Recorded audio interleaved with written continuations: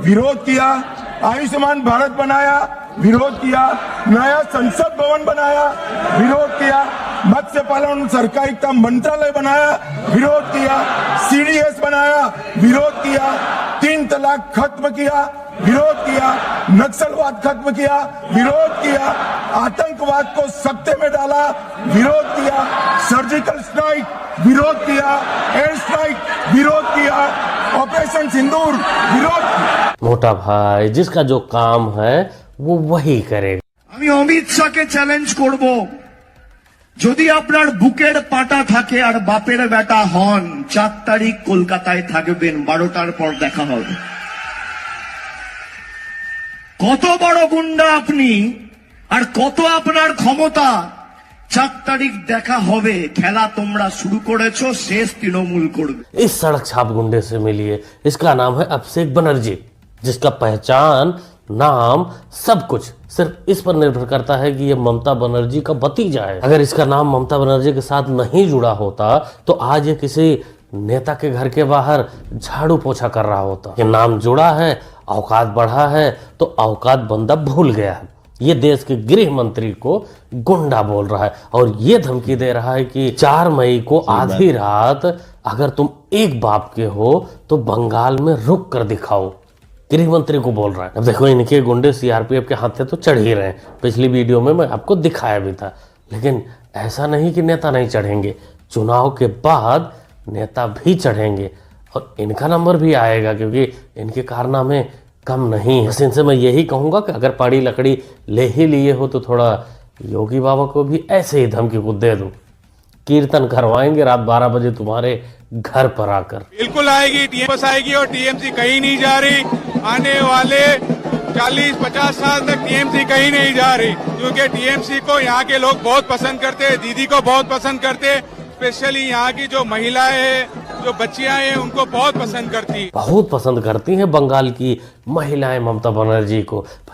होने के बाद 10 लाख का मुआवजा और कोई सीएम थोड़ी ना ऐलान कर सकता है। रात को महिलाएं बाहर ना निकले, कितना बढ़िया ऐलान सीएम ही कर सकती हैं तुम्हारी ममता बनर्जी। और उनके राज्य में हिंदू घरों को टारगेट करके, चिन्हित करके उन पर अटैक करना, उनको पलायन के मजबूर करना, ये ममता बनर्जी ही करवा सकती है ना।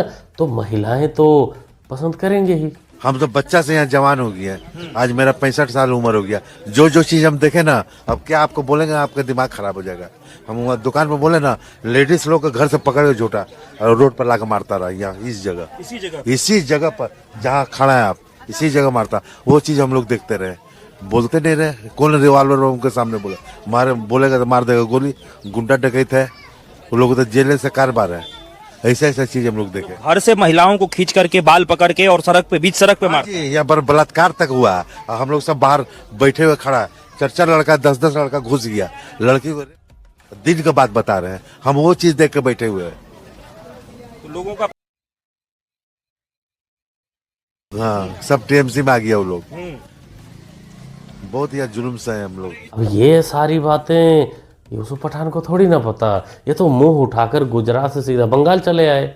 इनको मौका मिल गया, मुस्लिम बाहुल क्षेत्र मिल गया, टिकट मिल गया और ये सांसद बन गए। को बंगाल की जमीनी हकीकत से क्या लेना देना, क्या फर्क पड़ता है इनको जो स्क्रिप्ट में बोल दिया, लिख कर दे दिया गया होगा, बंदा वही बोल दिया है कि भाई सारी महिलाएं ममता बनर्जी को पसंद करती हैं। लेकिन अब की बार पसंद और नापसंद के बीच में जो गुंडे आते थे जबरदस्ती पसंद करवाने, उनका इलाज सीआरपीएफ कर रही है और उम्मीद है कि रिजल्ट भी वैसा ही आएगा। लागू करो, हाँ करो, अभी करो। मोदी मुर्दाबाद, मुर्दाबाद, मुर्दाबाद। अमित शाह मुर्दाबाद, मुर्दाबाद, मुर्दाबाद। महिला विरोधी भारतीय पार्टी मुर्दाबाद, मुर्दाबाद। महिला विरोधी भाजपा मुर्दाबाद, मुर्दाबाद। महिला विरोधी नरेंद्र मोदी मुर्दाबाद, मुर्दाबाद। महिला विरोधी नरेंद्र मोदी मुर्दाबाद, मुर्दाबाद। कंट्रोल आंटियों, कंट्रोल। तुम लोगों को पप्पू ने किस काम में लगा दिया है? अरे महिला रिजर्वेशन बिल पास नहीं हुआ तो इसमें मोदी नहीं, पप्पू जी की गलती है। ये पप्पू के कारण, विपक्षियों के कारण नहीं पास हुआ। तुम लोगों को धरना पप्पू के खिलाफ देना चाहिए था, लेकिन आप लोग तो खैर दिहाड़ी वाली तो नहीं लग रही हैं आप लोग, लेकिन फिर भी दिमाग तो लगा ही सकती हैं। राहुल गांधी अभी किस पद पे हैं?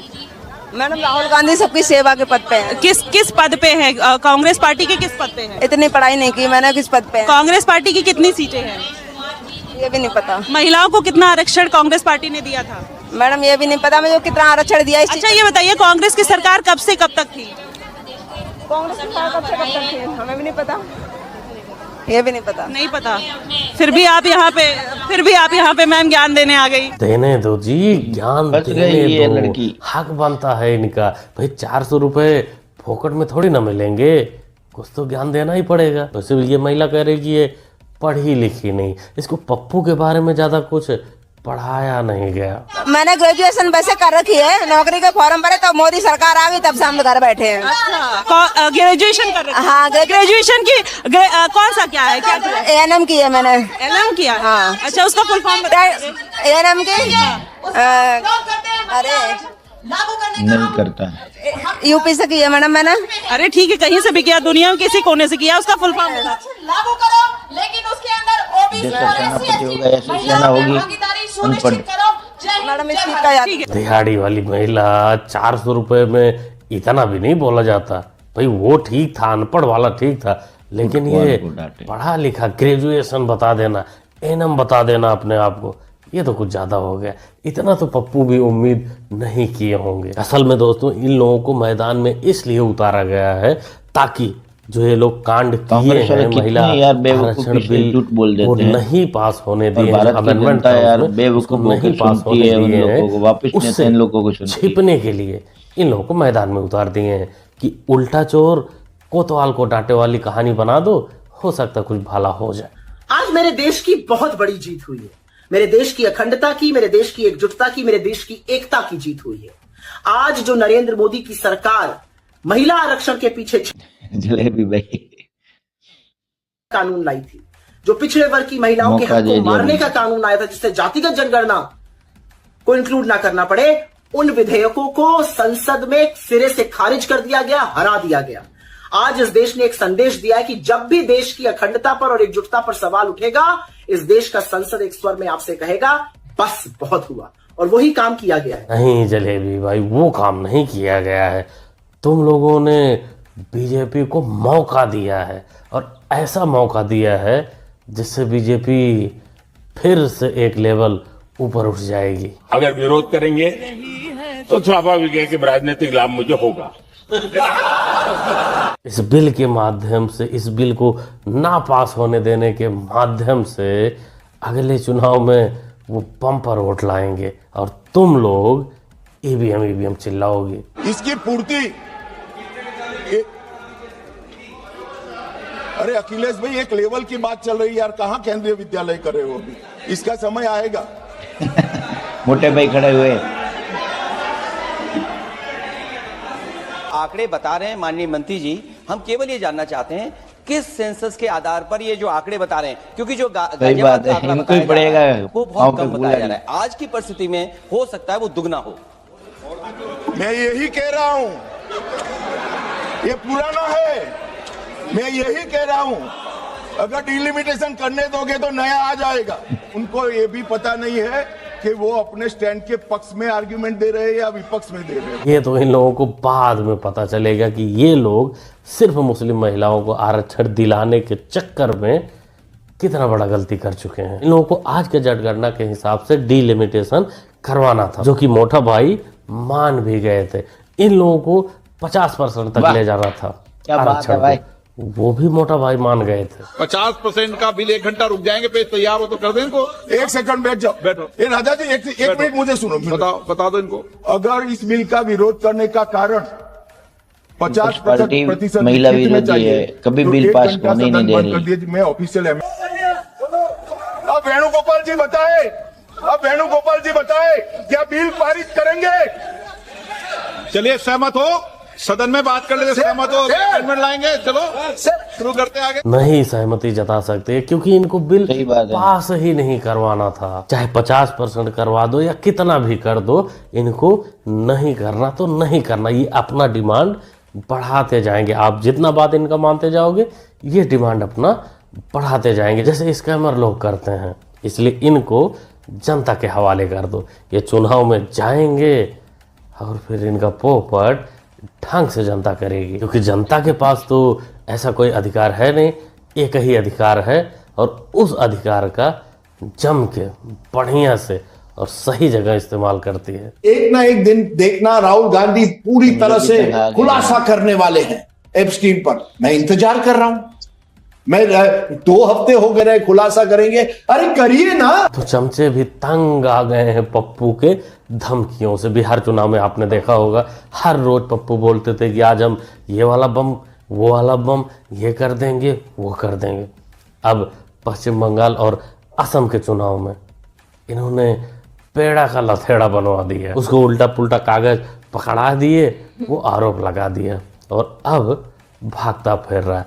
देखो 4 मई के बाद उसके साथ क्या होगा। बाकी पप्पू की जहां तक बात है तो पप्पू कल भी वही थे, आज भी वही हैं, आगे भी वही रहेंगे।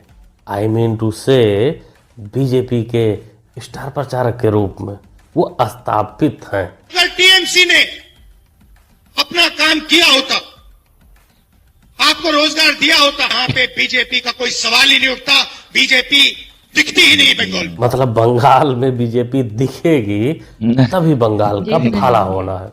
पप्पू जी का सीधा फंडा है कि ना जीतेंगे ना जीतने देंगे, सीधा खेल ही बिगाड़ देंगे। दिन भर ये सोचता रहता हूँ कि मेरे अंदर ऐसी कौन सी कमी है कि लोग मुझे निकाल नहीं रहे। एफर्ट तो मैं पूरा मार रहा हूँ। नहीं पप्पू जी, ऐसा नहीं है। जब तक तुम हो तब तक बीजेपी को कोई हरा नहीं सकता, और जब बीजेपी नहीं हारेगी, बीजेपी जीतते रहेगी, तो आपको कोई टच कर दे ऐसा भी नहीं हो सकता। क्योंकि कोई भी पार्टी अपने इतने बड़े स्टार प्रचारक को खो दे ऐसा तो नहीं कर सकती। सरकार ने तय किया है, पश्चिम बंगाल और तमिलनाडु के चुनाव प्रचार चल रहा है। बीजेपी की जीत निश्चित होने वाली है दोनों राज्यों में। नहीं चमचू, ये काम तुम्हारा नहीं है, बिल्कुल नहीं। ये काम पप्पू का है, पप्पू जी को करने दो। तुम्हारा काम है छाती पीटना, जो पप्पू ने तुमको लगाया है आप वही करो। बीजेपी कहाँ कहाँ जीतेगी, कितने राज्यों में जीतेगी, ये सब गणित पप्पू को करने दो। वो करके बीजेपी को बता देंगे। तुम्हारा काम रोना, तुम सिर्फ रो। बाकी श्रीवास्तव जी इतना बुरा नहीं फैलना था पप्पू जी को। तब तक आप सावरकर क्या, आप सावरकर के जूते की नोक के बराबर नहीं है, और जूते की नोक भी नहीं। आप सावरकर की जो चप्पल में जो मिट्टी लगी होती है, उस मिट्टी में जो छोटी सी एक जो कण होता है, आप उस कण के 1000वें हिस्से के बराबर भी नहीं है। और सुनेंगे, राहुल गांधी वीर सावरकर के चप्पल के नीचे जो धूल लगती है, उस धूल के एक कण के बराबर राहुल गांधी नहीं है। सुनना चाहते हो? असल में ये कांग्रेसी जो है, कांग्रेस को जो सपोर्ट करने, कांग्रेस का पक्ष रखने टीवी पर आते हैं, डिबेट में आते हैं, वो असल में पप्पू का मजा लेने आते हैं। उनको पता है कि जब ऐसी कोई बात उठेगी तो पप्पू की औकात उसमें लोग दिखाएंगे, एंकर हो, प्रवक्ता हो या कोई भी। और ये लोग मंद मंद मुस्काएंगे और ये क्लिप बाद में पूरे परिवार को दिखाकर हंसेंगे, क्योंकि भाई पप्पू के सामने तो इनकी औकात नहीं है ना कुछ कहने की। शहजादे में इतना तो पावर है पार्टी में ना कि किसको रखना है और किसको नहीं रखना है, इसलिए ये लोग को मौका यही मिलता है। 370 समाप्त की साहब, उन्होंने विरोध किया। राम मंदिर बनाया, विरोध किया। सीए लाए, विरोध किया। ट्रिपल तलाक समाप्त किया, विरोध किया। जीएसटी लाए, विरोध किया। आयुष्मान भारत बनाया, विरोध किया। नया संसद भवन बनाया, विरोध किया। मत्स्य पालन सहकारिता मंत्रालय बनाया, विरोध किया। सीडीएस बनाया, विरोध किया। 3 तलाक खत्म किया, विरोध किया। नक्सलवाद खत्म किया, विरोध किया। आतंकवाद को सत्ते में डाला, विरोध किया। सर्जिकल स्ट्राइक, विरोध किया। एयर स्ट्राइक, विरोध किया। ऑपरेशन सिंदूर, विरोध किया। मोटा भाई, जिसका जो काम है वो वही करेगा, जिसका काम वो साजे वाली बात है ना, जिसका काम उसी को साजे। तो इनको अगर आप टॉयलेट के अंदर ले जाओगे और बोलोगे कि वो जो पीला पीला पदार्थ दिख रहा है उसको टच नहीं करना है। अब ये लोग को विरोध करना है तो करेंगे। ये लोग उस पीले पदार्थ को बोलेंगे कि गोल्डन परत सजा हुआ मिष्ठान है कोई। अब आगे क्या करेंगे बताने की जरूरत नहीं। एक बार ईवीएम हटवा कर चुनाव करवा लीजिए, कमल ही नहीं अगर पूरे तालाब ना सूख जाए तो हमारे नाम पर 4-5 कुत्ता पाल के रख लीजिएगा, मजा आ जाएगा। गाली नहीं ताऊ, गाली नहीं, गाली का अपमान नहीं करना इस बकरी पर। बाकी हमारे समझ में ये नहीं आया कि कुतिया के नाम पर कुतिया कैसे पाला जा सकता है और मजा कैसे आएगा। भाई मजा लाने के लिए तो सूअर पालना पड़ेगा तुझे, वो भी मेल वाला अच्छा तगड़ा, तभी तो मजा आएगा ना। क्या बोलते हो दोस्तों? तो पड़ता नहीं राजनीति और देश के बारे में, के बारे में आप लोग क्या सोचते हैं? ये कुछ भी उड़ा देते हैं। बाकी ओवरऑल वीडियो में आपने जो क्लिप देखी, जो मोटा भाई का रिएक्शन था और जो ममता बनर्जी का यूं कहें कि गुंडा टाइप में भाषा देखकर लग रहा है भाई छपरी कोई ऐसा गुंडा ही जैसा बात बोल रहा है, देखने की बात बोल रहा है, बाप के ऊपर चढ़ रहा है एक देश के गृह मंत्री के। तो भाई अच्छी बात तो बिल्कुल नहीं है। बाद में अगर कार्रवाई होती है तो ये लोग कहते हैं कि नहीं सिलेक्टिव हमको परेशान किया जाए, पहले व्यवहार अच्छे करो तो अच्छे फल मिलेंगे। पिछला रिकॉर्ड नहीं देखते जैसे अतीक उत्तर प्रदेश में नहीं देखता था। क्या बोलते हैं, क्या सोचते हैं आप लोग वीडियो के बारे में? जो भी कहना चाहते हैं कमेंट बॉक्स खाली कमेंट में लिखिए। हेलो दोस्तों, ये वीडियो तो खत्म हो गया है, मगर देखो ममता दीदी के जो है वो मूर्ख गुंडा बोल रहे हैं इसको, तो वो गृह मंत्री को धमकी दे रहा है। वो गृह मंत्री को जो भाजपा आ गई तो इनको खटिया खड़ी कर देगा, ठीक है, बंगाल में। और आपका क्या कहना है? हेलो दोस्तों, देखिए हमारा वीडियो आप सभी को कैसा लगा है तब आप कमेंट सेक्शन में अपनी राय जरूर बताते। और हेलो दोस्तों, जो कांग्रेस पार्टी है ना, हर इसके अंदर सब मूर्ख भरे हुए हैं। और ऐसा है जैसे मैं एक उदाहरण दे रहा हूँ, जैसे वेश्या को अच्छी जगह पे आप बिठाओगे ना तो इसको अच्छा नहीं लगेगा, घर बनाना अच्छा नहीं लगेगा, इसको गंदे में जाना, वापस इसको काम करवाना ही पड़ता है, तब संकुच मिलता है, ठीक है। ऐसा ही कांग्रेस पार्टी का हाल है। जो देश की तरक्की हो रही है उसको हर चीज पे विरोधी करना है। कोई पार्टी है ऐसा नहीं कह सकती कि भाई ये अच्छा काम है, नहीं है, सब विरोधी है, बस भाजपा के मोदी के पीछे पड़े हुए। अरे इसकी नीति तो देखो क्या है क्या नहीं है, देश के बारे में क्या नहीं है, ठीक है। ये वीडियो आपको अच्छा लगा हो ज्यादा से ज्यादा इस वीडियो को आप शेयर जरूर करें और नेक्स्ट वीडियो में मुलाकात होंगी। तभी के लिए जय हिंद, जय भारत, जय श्री राम।